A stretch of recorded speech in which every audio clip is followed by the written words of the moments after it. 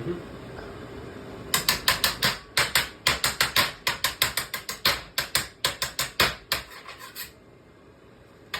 everyone, this is Leo Popov and welcome to my YouTube channel.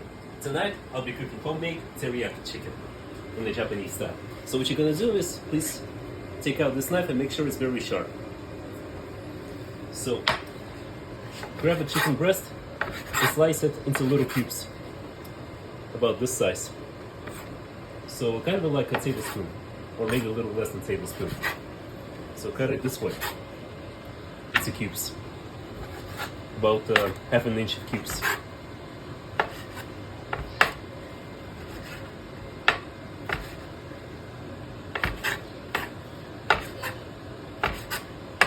So another thing I would like you guys to know is that I've been working in Miyabi's Japanese steakhouse and seafood restaurant since December 2022 as a kitchen helper and part-time cook on the weekends. So just go ahead and cut the chicken up this way into tiny little cubes. It won't take me a while. Make sure you prep a little bit of a butter, and I'll get some teriyaki sauce out just in a little bit of a moment. So make sure, don't forget to add some roasted sesame seed that I will do in a little while. So take out this teriyaki sauce out of the refrigerator. Now, in a later video, I'll show you a little trick on what I did to the teriyaki sauce, because when I tried that teriyaki sauce after purchasing from the store, it tastes a little bit like a soy sauce. It doesn't have any sweetness, but I'll show you the trick on the next video. Okay, next thing you do is you turn on the pan. You turn on the oven for the pan to make sure it gets hot. So you should turn on between 6 to 7, but I recommend to turn on 7. And heat it up for a little bit amount of time. Okay, a few ingredients: butter, sliced in cubes chicken breast, teriyaki sauce, a little bit of salt, so you want to make chicken taste really sweet, a little bit of sugar, and roasted sesame seed.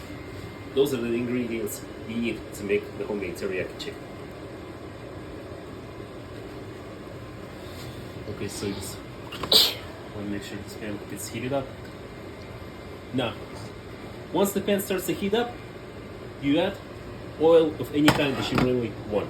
Olive oil, vegetable oil, any kind. Canola oil, peanut oil, any kind. Now here's another cool trick when you fry the chicken breasts that cut into the cubes. Make sure you grab a paper towel. Make sure you grab a paper towel and dry those sliced chicken cubes. Now the reason is because with those sliced chicken cubes are really wet, and you put them into the pan, and the oil starts to explode, which creates a fire hazard. And I apologize because my little sister over there is saying sorry. This is Yana. This is homemade hibachi rice that I made not long ago. Now here's interesting thing. What you do next is you test the chicken breast. Now you see it starts sizzling. Once it starts to sizzle very slow, you grab the chicken and you just put it down there gently. Now you take a spoon and evenly spread out the chicken.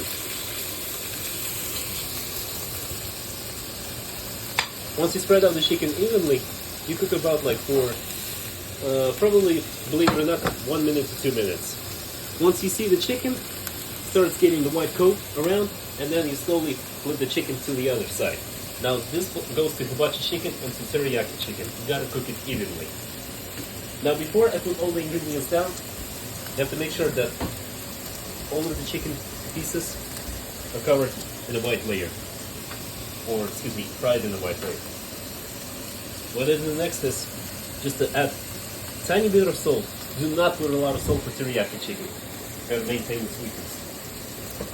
A little bit of sugar, about a pinch of sugar. Just about this way. Now, the reason why I put a little bit of a pinch of sugar, so that way once I make a final stage by putting in teriyaki sauce, you gotta make sure to create a caramelization process. Meaning, not only you have to take out the sauce with the teriyaki. So you just take the chicken pieces and flip them over this way. As you can see, you kind of want to give a good color like a goldish orange color. You don't want it to cook to be too burned over there, so kind of want to flip it this way. Now, if the chicken starts to heat up, I recommend you to add just a little bit of olive oil to prevent from stickiness. So just stir up the chicken, give it about a couple of flips. Now, when I cooked for many years, I wasn't experienced enough at flipping the pans. Now, thanks to having learned inside the restaurant experience of cooking, now with confidence I can flip the pan. Now what you do next? Here, you get about like a tablespoon of butter, just a tablespoon of butter, maybe a little more. Now this process over there, when you cook the steaks and chicken, it's called searing process. What you do is you melt the butter and you mix around with other chicken cube pieces. So just fry it about like for another 1 to 2 minutes. And the reason is because if you wanted to put some teriyaki sauce in there, you gotta make sure that the chicken is cooked all the way. So you see that white color over there? So once all that thickness inside the chicken cubes are gone, completely totally white color. Next thing I'm gonna do, add teriyaki sauce. And I'll show you the trick on the next video on how to make real homemade teriyaki sauce out of this bottle.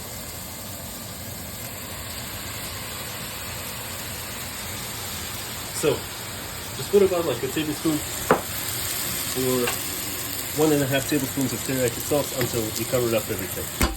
Next thing you do, we add roasted sesame seeds. So just a little bit of a roasted sesame seed.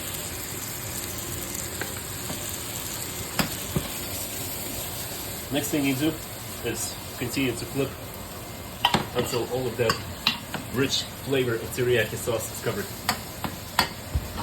into chicken pieces.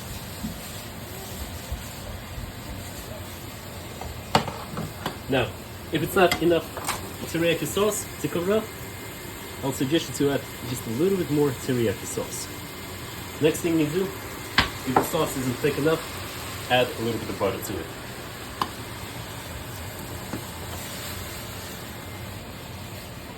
So just continue to flip the chicken until you get that rich brown color. Last but not least, just for the final taste, a little bit of sugar to increase the caramelization process.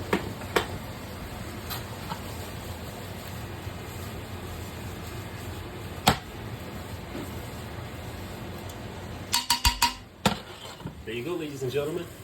Homemade teriyaki chicken by Leo Popov. Ladies and gentlemen, thank you very much for watching this video, and please hit that subscribe button on Leonti Popov's channel. Thank you very much. God bless.